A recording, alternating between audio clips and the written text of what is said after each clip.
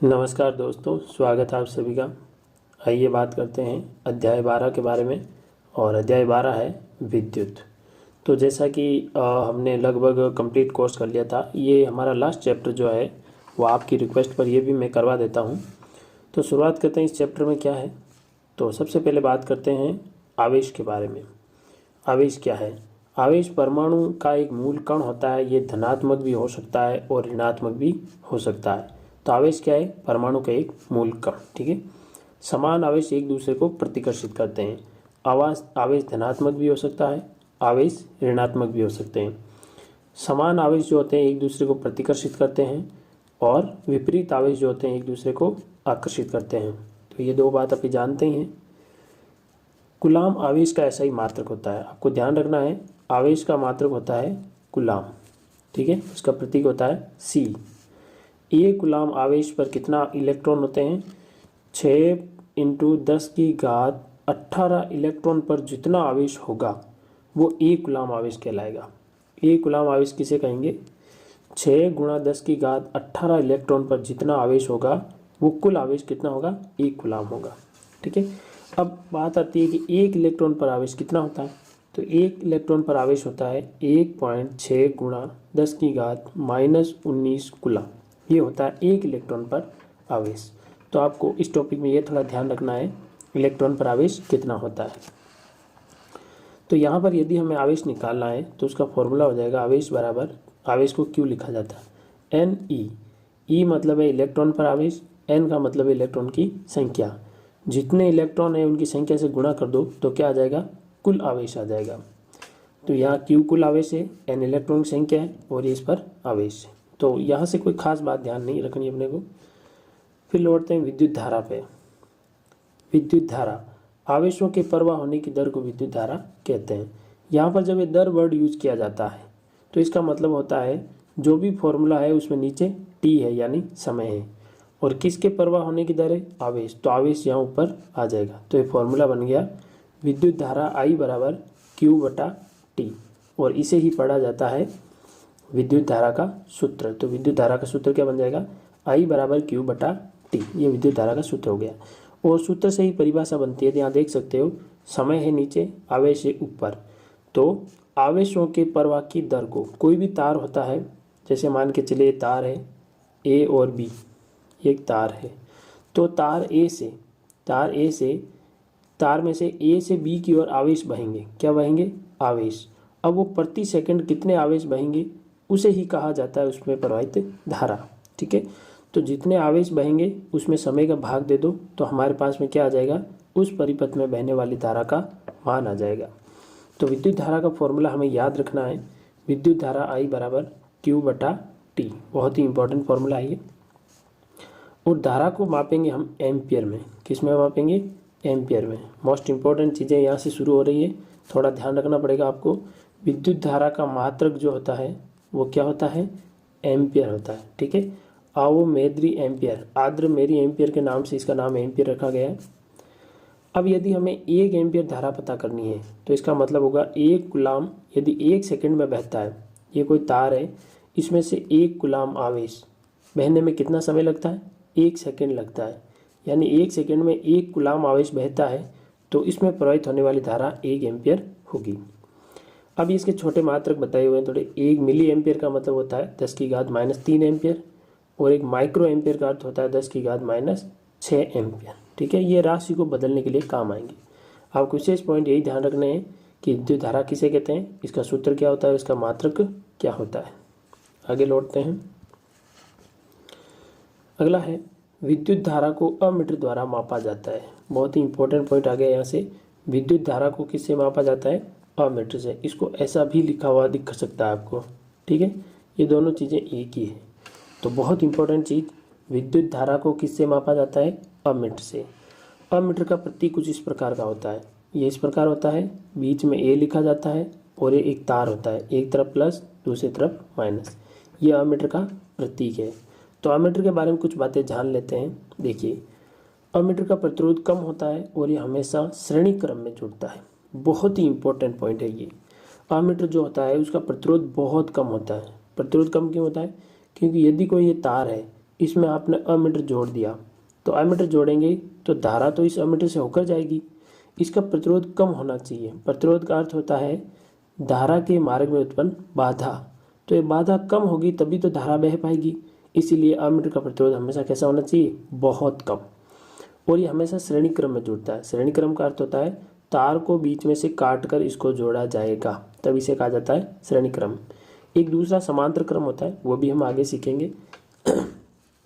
तो यहाँ से आपको दो बातें मोस्टली याद रखनी है। एक तो इसका प्रतिरोध बहुत कम होता है, और दूसरी बात इसे हमेशा श्रेणी क्रम में जोड़ा जाता है, वेरी इंपॉर्टेंट। तीसरी बात, विद्युत धारा की दिशा इलेक्ट्रॉन के प्रवाहित होने की दिशा के विपरीत मानी जाती है, क्योंकि जिस समय विद्युत की परिघटना का सर्वप्रथम परीक्षण किया गया था तो इलेक्ट्रॉन के बारे में कोई जानकारी नहीं थी, अतः विद्युत धारा को धनावेशों का प्रवाह माना गया था। जब सबसे पहले विद्युत धारा की खोज हुई थी तब उस टाइम इलेक्ट्रॉन के बारे में किसी को पता नहीं था। अब जब इलेक्ट्रॉन के बारे में नहीं पता था तो वो धारा को किसके रूप में मानते थे, आवेशों के प्रवाह के रूप में, धन आवेशों के प्रवाह के रूप में। इसीलिए हम धारा की दिशा हमेशा किस तरह बताते हैं, प्लस से माइनस की ओर। तो धनावेश जिधर प्रवाहित होते हैं उधर ही हम धारा की दिशा बनाते हैं, ठीक है, ये ध्यान रखना आपको। अगला एक टॉपिक आता है, देखिए सबसे पहले अभी हमने क्या पढ़ा कि विद्युत धारा क्या है, विद्युत धारा का मात्रक क्या है, विद्युत धारा को किससे मापा जाता है, और जो एमीटर है उसकी विशेषता पढ़ी। अब दूसरी चीज़ आ रही, वो भी मोस्ट इंपॉर्टेंट है, वो है विभवांतर। एकांक आवेश को एक बिंदु से दूसरे बिंदु तक ले जाने में किया गया कार्य विभवांतर कहलाता है। इसका मतलब ये है कि यदि ये तार है और इस तार में ए से बी पर एक आवेश ले जाना है, कैसा आवेश, क्यू आवेश ले जाना है, और एकांक आवेश का मतलब एक कूलाम आवेश ले जाना है, तो एक कूलाम आवेश को ए पॉइंट से बी पॉइंट तक ले जाने में जो हमें कार्य करना पड़ेगा उसे ही हम क्या कहेंगे, विभवांतर कहेंगे। तो विभवांतर बराबर डब्ल्यू बटा क्यू, विभवांतर वी बराबर डब्ल्यू बटा क्यू, ये मोस्ट इंपॉर्टेंट फॉर्मूला ध्यान रखना आपको, ये वी बराबर डब्ल्यू बटा क्यू। और इसका ऐसा ही मात्रक होगा वोल्ट। जिस प्रकार धारा का मात्रक होता था एम्पियर, उसी प्रकार विभवांतर का मात्रक होता है वोल्ट, और इसका सूत्र होता है वी बराबर डब्ल्यू बटा क्यू, जहाँ डब्ल्यू जो है कार्य है और क्यू जो है वो आवेश है। अब इसके बारे में कुछ और बातें जानते हैं। देखिए नेक्स्ट लाइन क्या लिखी हुई है, एक वोल्ट की परिभाषा बहुत आसान है भाई, एक कूलाम आवेश को ले जाने में किया गया कार्य। जब एक कूलाम आवेश को ले जाने के लिए एक जूल का कार्य होता है तो विभवांतर 1 वोल्ट होगा। यदि आपको 1 वोल्ट 1 एम्पियर ऐसी परिभाषाएं बनानी हो तो जो फॉर्मूला होता है उस फॉर्मूले में जितनी भी राशियाँ दे रही उनको 1 कर दो। तो यहाँ पर देखिए डब्ल्यू को मैं 1 कर दूंगा, 1 जूल, और क्यू जो है आवेश इसको मैं 1 कूलाम कर दूंगा। तो परिभाषा आ जाएगी, एक कूलाम आवेश को ले जाने में यदि 1 जूल कार्य करना पड़ता है तो उसके अंदर विभवांतर जो है वो 1 वोल्ट होगा। ऐसे परिभाषाएं बनती है, ठीक है। किसकी बनती हैं, जब कोई एक के बारे में पूछा जाता है, चाहे वो 1 एम्पियर हो चाहे 1 वोल्ट हो, तो 1 वोल्ट बराबर 1 जूल प्रति कूलाम। अब आता है वोल्टमीटर, यानी जो विभवांतर को मापता है उसे कहा जाता है वोल्टमीटर। तो विभवांतर को मापने की युक्ति को क्या कहते हैं, वोल्टमीटर कहते हैं। और यहाँ पर बहुत बड़ी इंपॉर्टेंट लाइन आ रही है, इसका प्रतिरोध बहुत ज़्यादा होता है और हमेशा पार्श्व क्रम में जुड़ता है। यहाँ आप ज़रूर कंफ्यूज हो जाओगे, तो इसको विशेष ध्यान रखना, ये 2 बातें। पहली बात, इसका प्रतिरोध ज़्यादा होता है, जबकि हमने विद्युत धारा में पढ़ा था अमीटर का प्रतिरोध बहुत कम होता है। दूसरी बात, उसे श्रेणी क्रम में जोड़ा जाता है, लेकिन इसे समांतर क्रम में जोड़ा जाता है, ये ध्यान रखना। समांतर क्रम का मतलब होता है यदि ये तार है तो इस तार के ऐसे जोड़ा जाएगा वोल्टमीटर को, ऐसे, तार को बीच में से काटने की आवश्यकता नहीं है, तो इसे कहा जाता है वोल्टमीटर। वोल्टमीटर के प्रतीक के रूप में इसे वी लिखा जाता है, जैसा कि यहाँ लिखा हुआ डायग्राम आप देख पा रहे हैं। तो यहाँ से आपको 2 लाइन जो मोस्ट इंपॉर्टेंट वो वापस बता देता हूँ। एक तो ये ध्यान रखना, इसका प्रतिरोध बहुत ज़्यादा होता है और इसे पार्श्व क्रम में जुड़ता है, और इसका प्रतीक ये रहा, वहाँ ए होता है, यहाँ वी होता है। सेल क्या होता है, ये एक सरल युक्ति है जो विभवांतर को बनाए रखती है।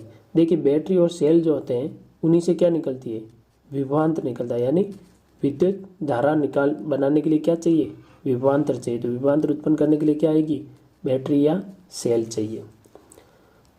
विद्युत धारा हमेशा उच्च विभवांतर से निम्न विभवांतर की तरफ प्रवाहित होती है।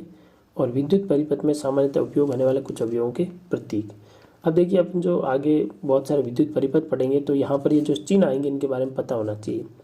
यदि हमें विद्युत सेल बनाना है तो हम ऐसा बनाएंगे, ठीक है, एक लाइन बड़ी एक लाइन छोटी और इधर प्लस और इधर माइनस, ठीक है। बैटरी बनानी है तो बहुत सारे सेल लगा दो, ये 1, ये 2, ये 3, है ना, ऐसे। और प्लग या कुंजी, इसको स्विच बनाना है, स्विच बनाना है तो हम ऐसे बनाएंगे, ये बीच में या डॉट लगाते ही स्विच चालू हो जाएगा, ठीक है।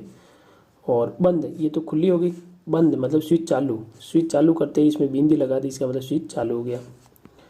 और कोई दो तार आपस में जुड़े हुए हो, यहाँ से एक तार और जुड़ गया हो तो उसको हम ऐसे दर्शाएंगे। और बिना संधि के तार, भाई एक तार ऐसे उसके ऊपर से कोई तार निकल रहा हो तो उसको ऐसे दर्शाएंगे। फिर आता है विद्युत बल्ब, विद्युत बल्ब उसको ऐसे दर्शाएंगे, ऐसे बना के फिर ऐसे, ये विद्युत बल्ब हो जाएगा। और प्रतिरोधक, प्रतिरोधक होता है ऐसे। प्रतिरोध का मतलब होता है जो धारा के जाने के रास्ते में उत्पन्न बाधा, धारा का जाने में उत्पन्न बाधा जो होगी उसे प्रतिरोध कहेंगे। कुछ और चीज़ें हैं, जैसे ये है प्रतिवर्ती प्रतिरोध या धारा नियंत्रक, जो धारा को नियंत्रित करता है, धारा को कम या ज़्यादा किया जा सकता है, उसका चिन्ह जो है वो ऐसे बनेगा। प्रतिरोध बना के उसको काट देते हैं, देखिए अगर ये लाइन बीच में नहीं होती है तो वो प्रतिरोध बन जाएगा, तो प्रतिरोध बना के इसके ऊपर ऐसे लाइन घुमा देते हैं तो क्या बन जाता है, धारा नियंत्रक। और इस धारा नियंत्रक को ऐसे भी बनाया जा सकता है, ठीक है। और ये तो आप जानते ही ओहममीटर होता है और ये वोल्टमीटर होता है। चलिए अब इस चैप्टर का एक मोस्ट इम्पॉर्टेंट टॉपिक पढ़ने जा रहे हैं जिसे कहा जाता है ओम का नियम। तो ओम का नियम क्या कहता है, देखिए ओम का कहना है कि भाई यदि कोई ये चालक तार है, ए और बी मान लेता हूँ, ए बी, यदि कोई चालक तार है, इसकी भौतिक अवस्थाएं स्थिर है, यानी न तो तार का तापमान बदल रहा है और ना ही तार की प्रकृति बदल रहे हैं, तो इसके सिरों ए और बी के बीच में जो विभवांतर होगा, इसके सिरों ए और बी के बीच जो विभवांतर होगा वो उसमें प्रवाहित होने वाली धारा के समानुपाती होता है। बस इतना सा नियम है ओम का नियम। ओम का नियम क्या कहता है कि ए और बी के मध्य जितना अधिक विभवांतर लगाओगे धारा उतनी ही अधिक बहेगी, जितना कम प्रतिरोध लगाओगे विभवांतर, धारा उतनी ही कम बहेगी। इसका अर्थ होता है समानुपाती। तो किसी विद्युत परिपथ में धातु के तार के दोनों सिरों के बीच विभवांतर उसमें प्रवाहित होने वाली धारा के समानुपाती होता है, परंतु तार का तापमान समान रहना चाहिए। इसे कहा जाता है भौतिक अवस्था स्थिर रहना। तो यहाँ पर एक क्रॉस नहीं आएगा, यहाँ समानुपाती का चिन्ह आएगा। तो ये समानुपाती का चिन्ह हटते ही, जैसे साइंस का नियम है कि समानुपाती का चिन्ह जब हटाया जाता है, देखिए यहाँ पे ये गलत बना हुआ है, इसको मैं पूरा ही हटा देता हूँ, ठीक है, इसको मैं हटा देता हूँ यहाँ से, ये गलत छप गया है। इसको ऐसे लिखेंगे हम V समानुपाती I, यानी विभवांतर जो है वो प्रवाहित धारा के समानुपाती होता है। किसी विद्युत परिपथ में धातु के तार के दोनों सिरों पर उत्पन्न विभवांतर उसमें प्रवाहित होने वाली धारा के समानुपाती होता है। ये हो गया। और साइंस का नियम है समानुपाती का चिन्ह जब भी हटाते हैं तो बराबर का चिन्ह आता है, लेकिन एक नई चीज़ आती है जिसे नियतांक कहते हैं। तो V बराबर IR। अब यहाँ पर R जो है वो क्या है, नियतांक है। यह साइंस का नियम है। R एक नियतांक है और इस R का नाम रखा गया प्रतिरोध। R का नाम क्या है, प्रतिरोध। इसके बारे में भी जरूर चर्चा करेंगे, प्रतिरोध क्या होता है, क्या गुण होते हैं इसके। तो सबसे पहले ओम का नियम आपको याद होना चाहिए। क्या है कि तार के अंदर उत्पन्न विभवांतर उसमें प्रवाहित होने वाली धारा के समानुपाती होता है। इतना सा है ओम का नियम। फिर आपको ये 2 लाइन लगा देनी, ठीक है। इसका ग्राफ बनाएं। देखिए इसका अर्थ क्या हुआ, इसका अर्थ ये हुआ कि यदि 2 वोल्ट विभवांतर देंगे तो यदि धारा 2 एम्पियर बह रही है, 3 वोल्ट विभवांतर देंगे तो धारा कितनी बहेगी, 3 एम्पियर। 4 वोल्ट विभवांतर देंगे तो धारा कितनी बहेगी, 4 एम्पियर। ये अर्थ है, यानी जितना विभवांतर बढ़ाओगे धारा भी बढ़ती जाएगी। और जब इनका ग्राफ बनाया जाता है तो ग्राफ कैसा प्राप्त होता है, सीधी रेखा। और सीधी रेखा का मतलब क्या होता है कि जो एक चीज़ जो है वो दूसरी के समानुपाती है, यानी V समानुपाती I, ठीक है। तो ये ग्राफ भी आप थोड़ा ध्यान रखना एग्जाम की दृष्टि से। अब मैंने अभी कहा था आपको कि एक प्रतिरोध R होता है तो वो क्या चीज़ उसको भी समझ लेते हैं, क्योंकि हमने ओम के नियम में देखा है V बराबर आई आर, तो यहाँ R आ रहा है। V विभवांतर होता है, I धारा होती है, R क्या होता है इसके बारे में देखते हैं। तो प्रतिरोध ये चालक का वह गुण होता है जिसके कारण वह प्रवाहित होने वाली धारा का विरोध करता है। प्रतिरोध एक ऐसा गुण होता है चालक का जो उसमें प्रवाहित होने वाली धारा का क्या करता है, विरोध करता है, उसमें धारा बहने से रोकता है, यानी धारा के मार्ग में उत्पन्न बाधा या रुकावट। और इसका ऐसा ही मात्रक होता है प्रतिरोध को मापने का मात्रक जो होता है ओम होता है। इसे क्या पढ़ा जाता है, ओम। इसका चिन्ह कुछ इस प्रकार का होता है। तो 1 ओम की परिभाषा जैसे बतानी हो तो वही सेम प्रोसीजर, यहाँ से हम R निकालेंगे। तो R का सूत्र क्या आएगा, देखिए R का सूत्र आएगा R बराबर V/I, सही है। तो यहाँ से देखिए I को 1 मान लो और V को 1 मान लो तो R 1 ओम आ जाएगा। कैसे बनाएंगे, यदि किसी चालक तार में 1 एम्पियर धारा प्रवाहित करने पर 1 वोल्ट का विभवांतर उत्पन्न होता है तो फिर उसका प्रतिरोध 1 ओम होगा। ऐसी परिभाषाएं बनाना सीख गए हैं। चलिए आगे बढ़ते हैं। जब परिपथ में 1 एम्पियर की धारा प्रवाहित हो रही हो तथा विभवांतर 1 वोल्ट का हो तो प्रतिरोध 1 ओम कहलाता है। यहाँ परिभाषा आ सकती है, 1 ओम की परिभाषा लिखिए। धारा नियंत्रक परिपथ में प्रतिरोध को परिवर्तित करने के लिए जिस युक्ति का उपयोग करते हैं उसे धारा नियंत्रक कहते हैं। धारा नियंत्रक का मतलब है किसी तार के अंदर धारा को नियंत्रित करना, कम या अधिक करना। तो धारा नियंत्रक किस सिद्धांत पर कार्य करता है, प्रतिरोध के सिद्धांत पर कार्य करता है। आगे बात करते हैं वह कारक जिन पर एक चालक का प्रतिरोध निर्भर करता है। यानी अभी हमने पढ़ा कि प्रतिरोध जो होती है वो चालक के अंदर रुकावट होती है। तो रुकावट कब अधिक होगी, कब कम होगी, तो देखिए चालक की लंबाई के समानुपाती। इसका अर्थ होता है जो प्रतिरोध है वो चालक की लंबाई के समानुपाती होता है। इसका मतलब यदि आपने तार की लंबाई बढ़ा दी तो प्रतिरोध भी बढ़ जाएगा, यदि तार की लंबाई छोटी है तो प्रतिरोध भी कम होगा। यानी जितना लंबा तार होगा उसका प्रतिरोध उतना ही अधिक होगा, रुकावट उतनी ही अधिक होगी। दूसरी बात, अनुप्रस्थ काट क्षेत्रफल के व्युत्क्रमानुपाती, यानी R व्युत्क्रमानुपाती 1/A। यहाँ पर A जो होता है इसे अनुप्रस्थ काट क्षेत्रफल कहा जाता है। अनुप्रस्थ काट क्षेत्रफल का अर्थ होता है तार की मोटाई। तो यहाँ मोटाई से क्या अभिप्राय हुआ, जितनी अधिक तार की मोटाई होगी तार का प्रतिरोध उतना ही कम होगा। बहुत इंपॉर्टेंट चीज़ है, तार जितना मोटा होगा उसका प्रतिरोध उतना ही कम होगा और तार जितना पतला होगा उसका प्रतिरोध उतना ही अधिक होगा। यहाँ उल्टा नियम लगता है, ठीक है, ध्यान रखिएगा। तापमान के समानुपाती, यदि आपने तार का तापमान बढ़ा दिया तो प्रतिरोध भी बढ़ जाएगा। पदार्थ की प्रकृति पर, अलग अलग पदार्थ का प्रतिरोध भी अलग अलग होता है। जैसे इसमें हम कह सकते हैं चांदी का तार है तो उसका प्रतिरोध अलग होगा, तांबा का तार है उसका प्रतिरोध अलग होगा, लोहे का तार है उसका प्रतिरोध अलग होगा। तो प्रतिरोध इन 4 कारकों पर निर्भर करता है। आपको विशेष ध्यान रखना है इस चैप्टर में। आगे बढ़ते हैं। प्रतिरोधकता क्या है, देखिए प्रतिरोधकता ही प्रतिरोध ही है, लेकिन ये एक स्पेशल होता है। किसी एक तार का प्रतिरोध स्पेशल होता है, इसीलिए इसको प्रतिरोधकता कहा जाता है। 1 मीटर भुजा वाले घन के विपरीत फलकों में से धारा गुजारने पर जो प्रतिरोध उत्पन्न होता है वह प्रतिरोधकता कहलाती है, ठीक है। यानी ऐसा मैं कह सकता हूँ कि 1 मीटर स्क्वायर अनुप्रस्थ काट क्षेत्रफल वाला तार है और वो तार 1 मीटर लंबा है, तो उसके अंदर जो प्रतिरोध होगा वो उसकी प्रतिरोधकता कहलाएगी, ठीक है। अब प्रतिरोधकता का मात्रक जो होता है वो ओम इंटू मीटर होता है। ये देखिए इंपॉर्टेंट लाइन है, 1 नंबर के प्रश्नों के हिसाब से बहुत इंपॉर्टेंट लाइन है। ये क्या है, प्रतिरोधकता का मात्रक लिखिए तो ओम इंटू मीटर, लेकिन प्रतिरोध का मात्रक लिखिए तो ओम। ये विशेष ध्यान रखिएगा। प्रतिरोधकता चालक की लंबाई और अनुप्रस्थ काट क्षेत्रफल के साथ नहीं बदलती परंतु तापमान के साथ बदलती है। धातुओं और मिश्र धातुओं की प्रतिरोधकता 10⁻⁻8 से 10⁻⁻6 ओम इंटू मीटर होती है। मिश्र धातुओं की प्रतिरोधकता उनकी अवयव धातुओं से अधिक होती है। यदि कोई कॉपर धातु है और कोई मिश्र धातु है तो कॉपर की तुलना में जो मिश्र धातु है उसका प्रतिरोध ज़्यादा होगा।